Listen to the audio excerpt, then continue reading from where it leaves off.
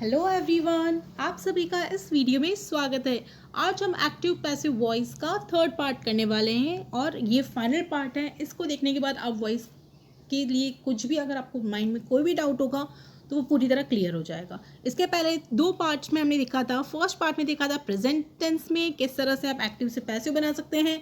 उसके second part में हमने देखा था कि किस तरह से पास्ट टेंस में आप एक्टिव से पैसिव बना सकते हैं। और इस पार्ट में आप देखेंगे किस तरह से फ्यूचर में और डिफरेंट टाइप के सेंटेंसेस को आप कैसे एक्टिव से पैसिव बना सकते हैं। अगर आपने वो वीडियोस नहीं देखे हैं तो मैंने उन वीडियोस की जो लिंक है वो डिस्क्रिप्शन बॉक्स में शेयर की है, आप उनको ज़रूर देख लीजिएगा। तो चलिए शुरुआत करते हैं हम। सबसे पहले फ्यूचर टेंस। फ्यूचर टेंस हमेशा आप याद रखें, फ्यूचर का मतलब होता है विल और शैल को यूज़ करना। और ऐसा टाइम जो अब आने वाला है वो तो हम जानते हैं फ्यूचर के बारे में। तो फ्यूचर में विल शैल यूज़ होता है। विल तो आप सबके साथ यूज़ कर सकते हैं। शैल हमेशा आप किसके साथ यूज़ करें, या तो जो फर्स्ट पर्सन सिंगुलर जैसे आई, या फिर फर्स्ट पर्सन प्लूरल जैसे कि वी। इसके अलावा आप शैल अवॉइड ही करें सबके साथ यूज़ करना, ठीक है।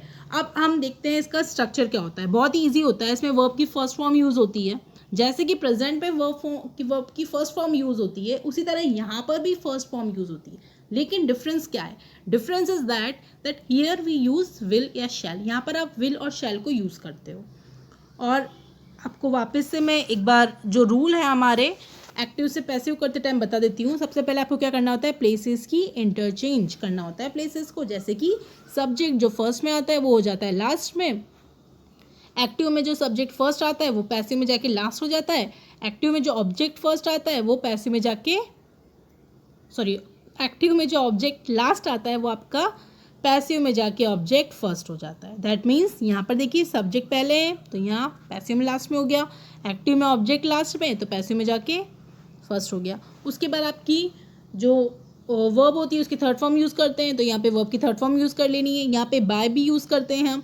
और जो वर्ब होती है वो हम टेंस के हिसाब से एडजस्ट करते हैं। तो अब फ्यूचर टेंस इसलिए हम विल शैल को ही नीचे लेकर आएंगे। That means as it is carry down करेंगे। जैसे कि एग्जाम्पल देख लेते हैं, he will bake a cake. अब देखिए ही क्या हो गया, सब्जेक्ट हो गया। विल क्या हो गया, आपका हेल्पिंग वर्ब हो गया।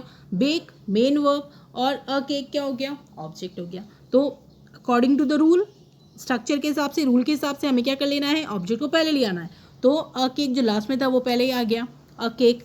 विल ऐसे कैसे विल आ गया। अब इसमें एक चीज़ और ऐड होती है। एक चीज़ वो ऐड होती है कि इसमें आपको बी भी लगाना होता है। यहाँ पर मैंने नहीं लगाया क्योंकि मुझे आपको बाद में बताना था। ये देखिए बी, तो आपको याद रखना है कि यहाँ पे आपको बी भी लगाना है। अगर उस टाइम लगा देते तो आप उसको फ्लो में ले लेते। तो अभी आप ध्यान रखेंगे विल शैल बी। तो विल या शैल के साथ क्या लगाना है, आपको बी लगाना है जब आप एक्टिव से पैसिव बनाएंगे। तो अब सेंटेंस क्या हो गया, a cake will be baked by, he का क्या हो गया, हिम हो गया। तो वही हुआ हमारा, कुछ रूल्स तो सेम ही है। जैसे कि ही का हिम होना था, जो सब्जेक्ट था वो लास्ट में आ गया, ऑब्जेक्ट पहले आ गया, बेक का थर्ड फॉर्म बेक्ड हो गया, विल का ऐसे कैसी विल आ गया, बाय लग गया। बस कहाँ एक और चीज़ ऐड हुई, वो है बी। ये आपको जो बी है ये सुना सुना लग रहा होगा। अगर आपने इसके पहले के दो वीडियोज़ और देखे हैं तो उनमें हमने हमेशा बी के फॉर्म को यूज़ किया, आईएनजी में, या फिर वर्ब की थर्ड फॉर्म लगानी है परफेक्ट में तो हमने बी को ऐड किया। तो ये वही बी है। तो विल के साथ बी ऐड होता है। तो सेंटेंस क्या हो गया, a cake will be baked by him. अब अगला देखते हैं हम, the girl will enjoy the party. तो क्या हो गया इसमें, द पार्टी विल के साथ क्या हो जाएगा, बी। एंजॉय का क्या हो जाएगा, enjoyed by the girl. She will return the notebook. The notebook will be return bye her. They will send a parcel. The parcel will be sent by them. तो ये क्या हो गया, हमेशा हमने क्या किया, सब्जेक्ट ऑब्जेक्ट की प्लेस चेंज करी। विल के साथ हमने यहाँ पे बी लगा दिया, वर्ब का हमने थर्ड फॉर्म कर दिया, और फिर उसके साथ हमने क्या कर दिया, बाय कर दिया। अब हम देखते हैं फ्यूचर परफेक्ट। अरे कंटिन्यूस कहाँ गया। अब आपको ध्यान हो तो हमने ऑलरेडी आईएनजी हम लगाते हैं। तो आप हमेशा अगर आप ध्यान दें तो फ्यूचर में सेंटेंस सपोज होता है he will be doing the work, तो ऑलरेडी उसमें बी है, तो will be doing the work. तो उसके आप बी को भी लोगे, बी में आईएनजी भी लगाओगे, वर्ब की थर्ड फॉर्म भी बनाओगे, तो वो बहुत ज़्यादा मिक्सचर हो जाता है। और बी कहाँ कहाँ यूज़ करोगे? विल के साथ तो आपको बी लगाना ही है, उसमें बी में आईएनजी, तो विल बीइंग तो नहीं हो सकता, विल बी डूइंग होता है, विल बीइंग नहीं हो सकता। तो इसीलिए वो इसमें फ्यूचर कंटिन्यूस का भी पैसिव वॉइस नहीं बनता है डायरेक्टली, इसलिए हमने जंप कर लिया है परफेक्ट पे, फ्यूचर परफेक्ट पे। तो अब देखिए यहाँ पर जैसे कि हमने अभी तक के परफेक्ट देखते आए हैं, सिंपल प्रेजेंट परफेक्ट हुआ कि पास्ट परफेक्ट हुआ, हमने उसमें क्या किया है, बी को यूज़ किया है, तो इसमें भी हमें यूज़ तो बी को ही करना है। अब आईएनजी की टेंशन नहीं है बस, तो क्या कर लेना है, हाँ इसमें आपको एक चीज़ और ऐड करने को मिलेगी, वो है हैव। क्यों? क्योंकि फ्यूचर के एक्टिव में भी हैव है, तो पैसिव में भी हैव ले लिया। क्या हो गया? अब देखिए subject will shall have, verb की थर्ड फॉर्म ऑब्जेक्ट, तो पैसिव क्या हो गया, ऑब्जेक्ट पीछे आ गया ऐसे कैसे ही, सब्जेक्ट आ गया, सॉरी ऑब्जेक्ट पहले आ गया, सब्जेक्ट लास्ट में चला गया। विल शैल ऐसे कैसे उतरेगा नीचे, हैव आ गया, अब वर्ब की थर्ड फॉर्म है तो वो यहाँ आ जाएगी, बाय आ गया। अभी इसका क्या चक्कर है, इसका चक्कर ये है कि हमें पता है हैव के साथ वर्ब की थर्ड फॉर्म आती है, और हमें ये भी पता है कि पैसिव में भी थर्ड फॉर्म लगानी ज़रूरी है, इसलिए हम थर्ड फॉर्म किस में लगाएंगे, बी में लगाएंगे। तो आपका सेंटेंस क्या था, सेंटेंस एक्टिव में है कि players will have played the match.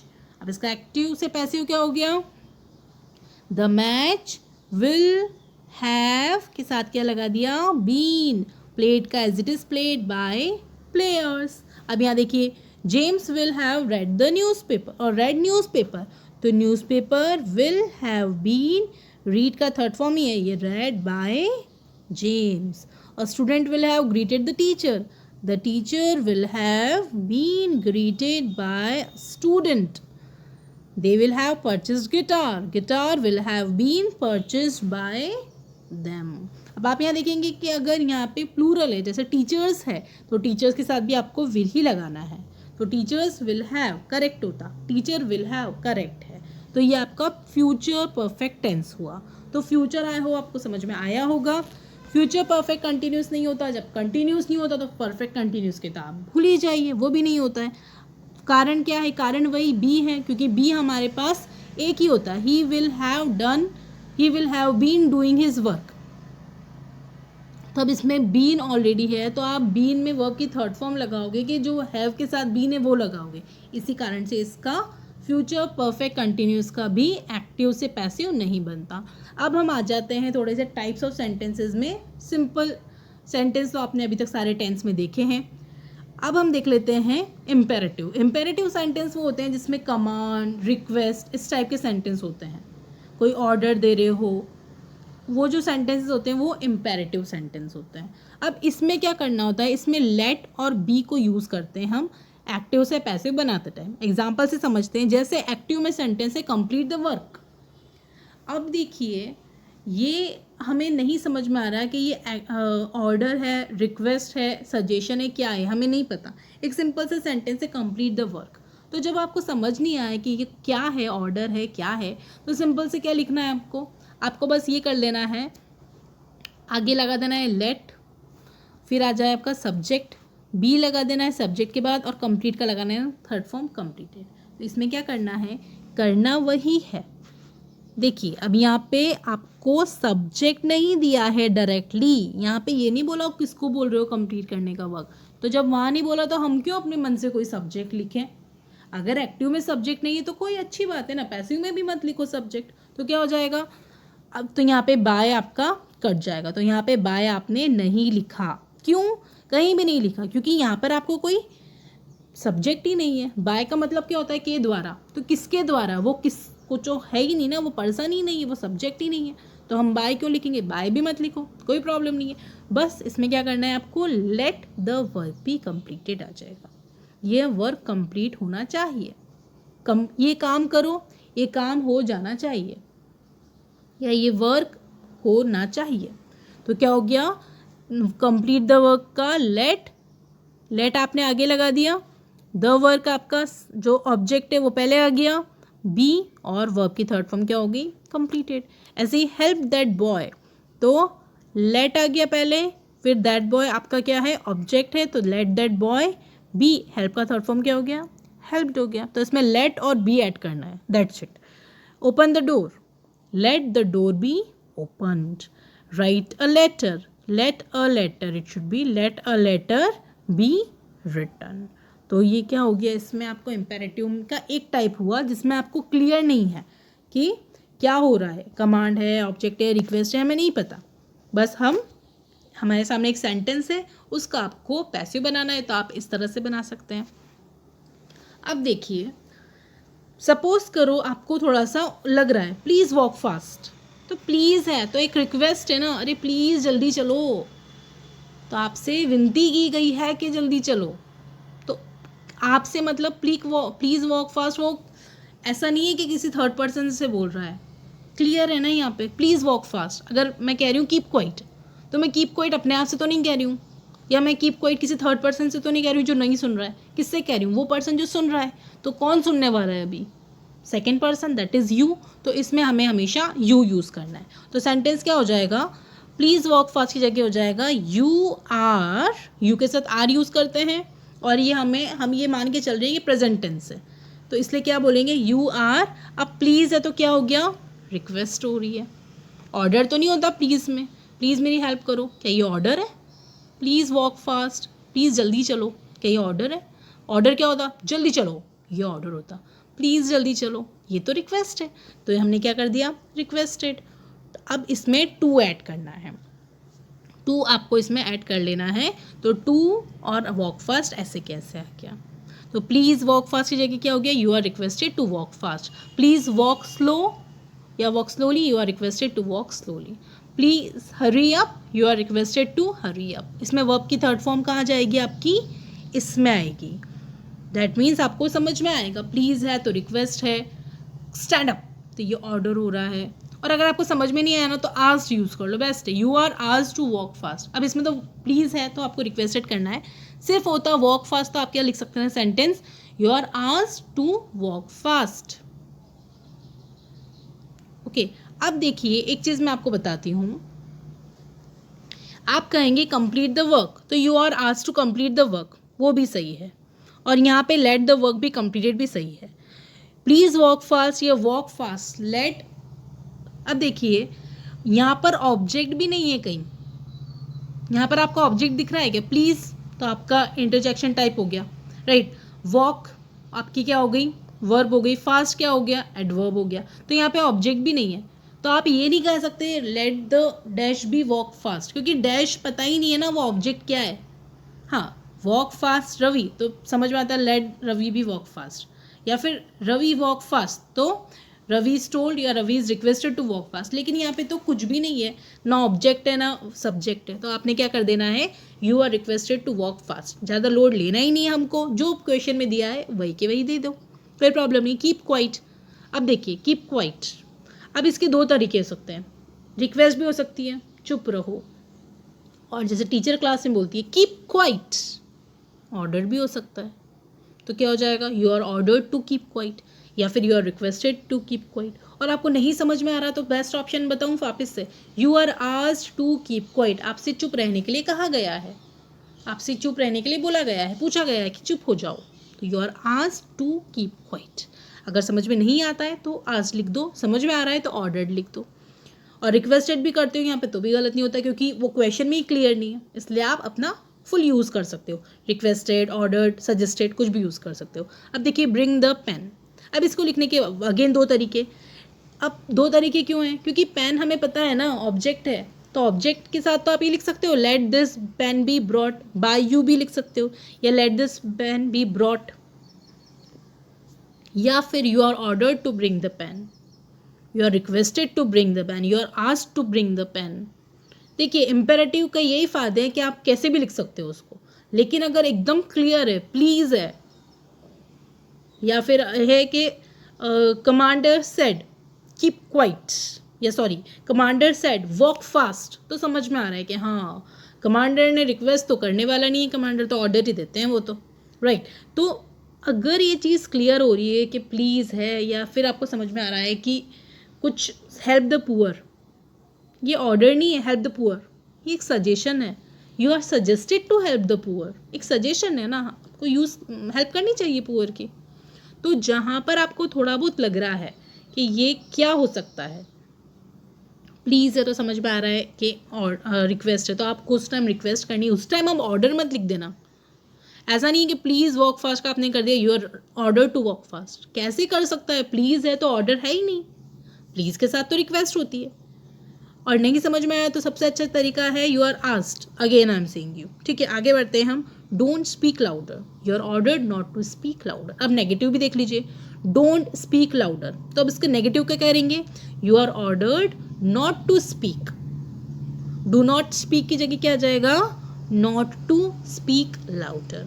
Give the book, you are told to give the book. Let the book be given, ये आपका क्या हो गया, इम्पेरेटिव, जिसको समझना आसान है, थोड़ा सा ट्रिकी है, लेकिन अगर एक बार आपको समझ में आ जाए ना कि कैसे करना है तो आपके लिए इजी हो जाएगा। तो आई होप आपको ये समझ में तो आया होगा कैसे करना है।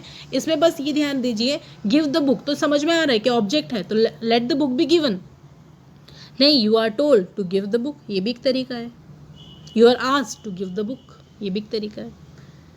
अब हम देखते हैं मॉडल्स। मॉडल्स क्या होते हैं, जैसे can, could, will, would, shall, should, may, might, must, need to, dare to, ये सब क्या कहलाते हैं आपके मॉडल्स। अब इनके साथ कैसे यूज़ करना है। अब एक बात तो आप याद रखिए कि अगर एक्टिव से पैसिव है तो वर्ब की थर्ड फॉर्म तो मस्ट है, आपके सब्जेक्ट ऑब्जेक्ट की प्लेसेस चेंज होना तो मस्ट है। बस आपको एक चीज़ ध्यान रख लेनी है जो आपके प्रॉब्लम ही दूर कर देगी कि मॉडल में जो यहाँ पर यूज़ किया है वही यहाँ पर यूज़ करना है, उसको चेंज नहीं करना है। कई बार ऐसा देखा है मैंने, स्टूडेंट्स क्या करते हैं, यहाँ पर कुछ और होता है मॉडल, यहाँ पर उनके आंसर में वो कुछ और लिखते हैं, तो वो गलत हो जाता है। क्यों, क्योंकि आपको मॉडल चेंज करना ही नहीं है, सिंपल सी बात है।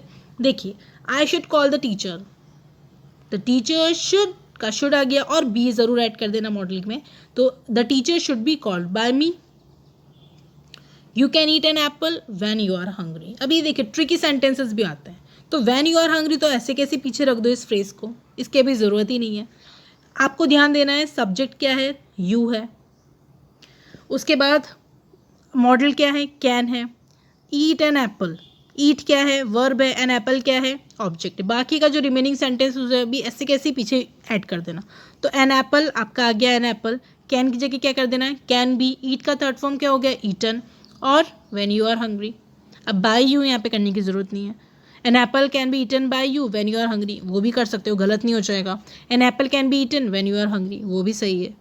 तो बाय यू आप इसमें कंपल्सरीली ऐड नहीं करना, ज़रूरी नहीं है। अब देखिए जैसे ये सेंटेंस है, we must not hear sad songs when we are sad, तो again when we are sad ऐसे कैसे पीछे ले लो, एक फुल स्टॉप आएगा यहाँ पे। तो we must not hear sad songs, तो यहाँ पर ऑब्जेक्ट क्या है, हमें दुख देने वाले गाने नहीं सुनने चाहिए, तो दुख देने वाले गाने, तो सैड सॉन्ग्स, दुखी गाने, तो सैड सॉन्ग्स आपका क्या हो गया, ऑब्जेक्ट आगे आ गया। मस्ट की जगह मस्ट नॉट है तो मस्ट नॉट बी आ गया, मस्ट होता तो मस्ट बी होता, मस्ट नॉट है तो मस्ट नॉट बी। हियर का क्या हो गया, हर्ड, और बाय अस आपको अगेन मैं बोल रही हूँ लिखने की ज़रूरत नहीं है मॉडल्स में, डायरेक्टली आप लिख सकते हैं व्हेन वी आर सैड। अब यहाँ देखिए, she may carry an umbrella, तो an umbrella may be carried, अब बाय हर आप इसमें ऐड कर दीजिए, कोई प्रॉब्लम नहीं, नहीं भी करेंगे, N umbrella may be carried. अब यहाँ पर बाय हर इसलिए भी थोड़ा सा ज़रूरी हो जाता है क्योंकि यहाँ पर तो हमको समझ में आ रहा है ना, वी है, यू है, उसके फ्रेज में आ रहे हैं वो वर्ड्स, बट अगर आप यहाँ कैरीड तक एंड कर देंगे ना तो थोड़ा सा इनकम्प्लीट सा लगेगा, N umbrella may be carried, तो यहाँ पर आप बाय हर ऐड कर दीजिए। हमको पता है ना, बाय तो यूज़ कर लेते हैं हम, तो उसमें प्रॉब्लम तो है नहीं आपको ऐड करने में, तो bye her. He could ask a question, a question could be asked by him. अब यहाँ पर क्या होता है, यहाँ कुड की जगह, यहाँ कुड होता है तो यहाँ पे बच्चे कैन लिख देते हैं, उनको लगता है कुड का कैन हो जाएगा, अरे नहीं, कुड का कैन नहीं होगा, कुड का कुड ही रहेगा, मे का मे ही रहेगा, मे का माइट नहीं हो जाएगा। तो he could ask a question का क्या हो जाएगा, a question could be asked by him. ये इस तरह से आप मॉडल्स में चेंज कर सकते हैं। करना क्या है आपको, वही आपको जो एक्टिव से पैसिव बनाते टाइम हमारे जो रूल्स हैं वो फॉलो करने हैं। पहला क्या है, सब्जेक्ट ऑब्जेक्ट की प्लेसेस चेंज करनी है, दूसरा वर्ब की थर्ड फॉर्म लगानी है, थर्ड बाय यूज़ करना है। बाय आपको दो, यहाँ पे देखेंगे आप दो सेंटेंसेस में बाय यूज़ नहीं हुआ है, कारण ये है कि उसमें ऑलरेडी फ्रेज है जिसमें व्हेन यू आर हंग्री तो यू दे रखा है, तो समझ में आ रहा है कि वो उसी के बारे में बात कर रहे हैं। व्हेन वी आर सैड, तो समझ में आ रहा है कि हम हमारे बारे में बात करें इसलिए। और फोर्थ आपको क्या करना है, शुड मीन्स जो मॉडल है उसके साथ बी ऐड कर देना है, ये आपको ध्यान रखना है। अब हम देख लेते हैं इंट्रोगेटिव। इंट्रोगेटिव मीन्स जहाँ क्वेश्चंस पूछते हैं। अब एक चीज़ इंपॉर्टेंट है, एक्टिव में क्वेश्चन है तो पैसिव में भी क्वेश्चन है, ये याद रखिएगा। क्योंकि अगर आप दूसरी चीज़ें देखें तो आप कई बार ऐसा होता है क्वेश्चन को एक स्टेटमेंट में फॉर्म करते हैं, लेकिन यहाँ पे क्वेश्चन ही रहेगा। अब देखिए कैसे, एक्टिव है where do you find the ball. अब इसमें आपको क्या करना है, where do you find the ball में सबसे पहले जो आपका WH क्वेश्चन है उसको ऐसे कैसे यूज़ कर लो, वेयर डू यू फाइंड। अब एक चीज़ आप इंपॉर्टेंट ध्यान रख लीजिए, डू डज दोनों देख लीजिए, डू डज, डिड और विल, ये तीनों अलग अलग टेंस में यूज़ होते हैं। डू डज हमेशा प्रेजेंट टेंस यूज़ करता है। अगर आपके सामने डू का क्वेश्चन है या डज है क्वेश्चन में, तो आपको याद रखना है आपको क्या यूज़ करना है, इज़ या वर यूज़ करना है, WR वर। डिड है तो आपको हमेशा क्या यूज़ करना है, वॉज या वर यूज़ करना है, सॉरी इज़ या आर यूज़ करना है, यहाँ लिखती हूँ मैं। डिड है तो आपको वॉज या वर यूज़ करना है, और विल है तो मतलब आपको विल ही यूज़ करना है। फिर से मैं कहती हूँ आपको, डू या डिड है एक्टिव में तो क्या आएगा, पैसिव में इज़ आएगा।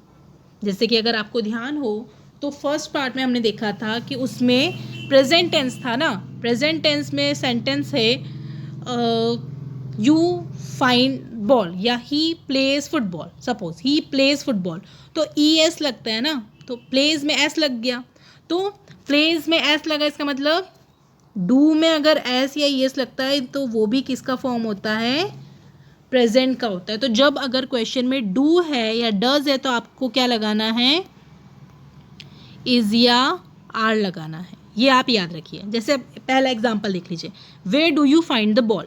अब इसमें वेयर तो ऐसे कैसे आ गया। दूसरी चीज़ आपकी, जब आप क्वेश्चन पूछते हैं तो वर्ब पहले आती है और सब्जेक्ट और ऑब्जेक्ट उसके बाद में आता है, और जब आप क्या करते हैं, सेंटेंस बोलते हैं तो ऑब्जेक्ट पहले आता है उसके बाद वर्ब आती है। तो क्वेश्चन के टाइम हमेशा वर्ब मीन्स हेल्पिंग वर्ब, मैं यहाँ पे हेल्पिंग वर्ब की बात कर रही हूँ, तो हेल्पिंग वर्ब पहले आएगी, जैसे कि वेयर इज।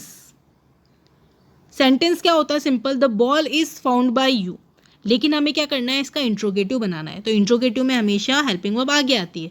तो वेयर इज द बॉल, आपका जो ऑब्जेक्ट है वो ऐसे कैसे आ गया, फाइंड का फाउंड हो गया, यू का बाय यू हो गया, और क्वेश्चन मार्क लग गया। मैं आपको एक बार और समझाती हूँ, थोड़ा सा क्लियर हो जाएगा आपको। देखिए, where do you find the ball, अगर एक सेंटेंस होता तो क्या होता, यू ही ले लीजिए ना, यू फाइंड द बॉल, ये सिंपल सेंटेंस होता। मैं इंट्रोगेटिव नहीं बोल रही हूँ, सिंपल सेंटेंस बोल रही हूँ। इसका आप पैसिव कैसे बनाते हैं, the ball is found by you, क्या होता, ball is found by you, ये आपका पैसिव होता। अब हमें बनाना यही है, लेकिन डिफरेंट यहाँ हो रहा है कि यहाँ क्वेश्चन है, तो वेयर तो ऐसे कैसे ले लो। अब जहाँ बॉल इज था तो इसमें क्या कर देना है, इसको ले जाएंगे हम आगे, तो क्या हो जाएगा, is ball found by you, तो देखिए is the ball found by you, ठीक है, द बॉल है तो द बॉल ले लीजिए, is the ball found by you, और आपका आ गया क्वेश्चन, और यहाँ पे where as it is where में आ गया। अब इसी तरह से सेकंड देखिए, जैसे हमने देखा वॉज कब यूज़ होता है, पास्ट में, और डिड हमेशा क्या बताता है, डू का सेकंड फॉर्म। डू के 3 फॉर्म होते हैं, डू, डिड और डन, तो डन तो आता नहीं क्वेश्चन में, डू और डिड आता है। डिड है इसका मतलब वर्ब की सेकंड फॉर्म है, वर्ब की सेकंड फॉर्म है, इसलिए हम क्या यूज़ करते हैं, वॉज या वर यूज़ करते हैं, ये हमने पास्ट टेंस में देखा है। अब यहाँ देखिए, वॉट है और शी ईट, तो क्या हो जाएगा, यहाँ पे सिंगुलर है तो इसलिए हमने क्या करेंगे, वॉज यूज़ करेंगे, सिंगुलर है इसलिए वॉज यूज़ करना है। What was eaten by her, अगर सपोज क्वेश्चन होता है she eats an apple, ate आएगा ना, वो पास्ट टेंस है इसलिए, शी एट एन एप्पल, तो इसका क्या होता है एप्पल का, an apple was eaten by her, यही आता वॉज ईटन बाय हर, लेकिन यहाँ पे एप्पल दे नहीं रखा, एप्पल की जगह क्वेश्चन पूछा तो क्या कर दिया हमने, वॉट कर दिया, तो what was eaten by her. अब यहाँ देखिए, where will you call your friends, तो इसमें वेयर ऐसे कैसे आ गया, वेयर, विल भी इसमें आ जाएगा, इसमें आपको टेंशन लेने की जरूरत नहीं है कि वॉज आएगा कि इज आएगा, फ्यूचर है तो विल आ जाएगा, तो वेयर विल। अब योर फ्रेंड्स क्या है, ऑब्जेक्ट है तो ऑब्जेक्ट आगे आ गया, वेयर योर फ्रेंड्स, अब विल के साथ हमें पता है बी लगाते हैं हम हमेशा, you will do this work will be done by you, तो बी, तो यहाँ पे बी आ गया, तो your friends will be called bye you होता। अगर सिंपल सेंटेंस होता तो क्या होता है, your friends will be called bye you, ठीक है, ये होता आपका। अब इसमें क्या करना है, हमें पता है कि जो हेल्पिंग वर्ब होती है वो आगे जाता है, तो क्या हो जाएगा, will your friends B called bye you, तो ये आ गया will your friends B called bye you, और वेयर ऐसे कैसे हमने यूज़ कर लिया। अब ये देखिए, हु के क्वेश्चंस आते हैं तो हम क्या करते हैं, हम हु क्वेश्चंस आते हैं तो बाय हुम कर देते हैं, ये जो बाय है हम आगे ले जाते हैं, जो बाय बाद में लगाते हैं ना हम, उसको हम क्या करते हैं आगे ले जाते हैं हु के टाइम पे, तो और हु की जगह क्या हो जाता है हुम। और can bring a mobile, can a mobile be brought, can bring a mobile क्या था, कैन ब्रिंग की जगह क्या हो जाएगा, ब्रॉट हो जाएगा, और ऑब्जेक्ट आपके आ जाएगा आगे आ जाएगा, तो can a mobile be brought.